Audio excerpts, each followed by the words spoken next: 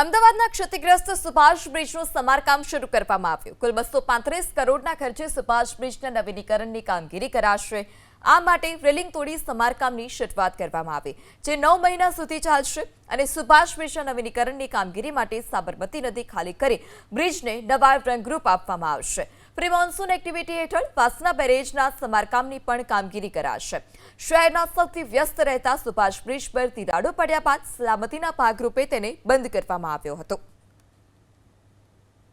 આખરે અમદાવાદના ક્ષતિગ્રસ્ત થયેલા સુભાષ બ્રિજને તોડવાની કામગીરી શરૂ કરવામાં આવી છે. 235 કરોડના ખર્ચે સુભાષ બ્રિજને સમારકામ કરવા માટેની તેનું સુપર સ્ટ્રક્ચર છે તે નવું બનાવવાની અને સુભાષ બ્રિજને 2 લેનનો બનાવવા માટે અમદાવાદ મહાનગરપાલિકા તરફથી જાહેરાત કરવામાં આવી હતી. દ્રશ્યો આપણે બતાવ્યું છે કલેક્ટર કચેરી તરફથી જવાનું જે સુભાષ બ્રિજ છે ત્યાં આગળ અત્યારે રેલિંગો તોડવાનો પ્રાથમિક તબક્કાની જે કામગીરી છે તે અહીંયા આગળ શરૂ કરવામાં આવી છે. 9 મહિના સુધી સુભાષ બ્રિજ છે તેના રિપેરિંગ કરવા માટેની અને તેને નવા રંગરૂપ આપવાની કામગીરી છે તે શરૂ કરવામાં આવશે. સિંચાઈ વિભાગ તરફથી પત્ર લખવામાં આવ્યો હતો અને સ્વાભાવિક રીતે સુભાષ બ્રિજનું કામ ચાલી રહ્યું છે તેવા સંજોગોમાં સાબરમતી નદી છે તેને સંપૂર્ણ રીતે ખાલી કરી દેવાની પ્રક્રિયા છે તે પણ અપૂર્ણતાના આરે છે, જેથી નદીના પ્રવાહની વચ્ચે સુભાષ બ્રિજના કામમાં કોઈ વિક્ષેપ ઊભો ન થાય.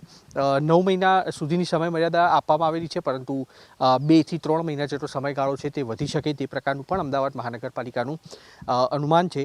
વાસણા બેરેજના સમારકામ છે પ્રી મોન્સૂન એક્ટિવિટી હેઠળના તે પણ આ સમયગાળા દરમિયાન પૂર્ણ કરવામાં આવશે અને કારણ કે લગભગ 50 વર્ષથી વધુ આ બ્રિજ જૂનો છે તેવા સંજોગોમાં બ્રિજ પર તિરાડ પડી જવાના કારણે લગભગ 4 થી 5 મહિનાથી આ બ્રિજ છે તે વાહન ચાલકો માટે બંધ રાખવામાં આવ્યો હતો અને તે બાદ અલગ અલગ રિપોર્ટ કરાવતા સામે આવ્યું હતું કે સુભાષ બ્રિજ છે તે હાલના તબક્કે વાહન ચાલકો માટે ચલાવવો ગંભીર બની શકે તેમ છે. આવા સંજોગોમાં અમદાવાદ મહાનગરપાલિકા તરફથી નિર્ણય કરવામાં આવ્યો હતો અને તેની ત્વરિત કામગીરી છે તે અત્યારે શરૂ કરવામાં આવી છે, જે આવતા વર્ષના મધ્ય સુધીમાં પૂર્ણ થાય તે પ્રકારે અમદાવાદ મહાનગરપાલિકાની ગણતરી પણ છે.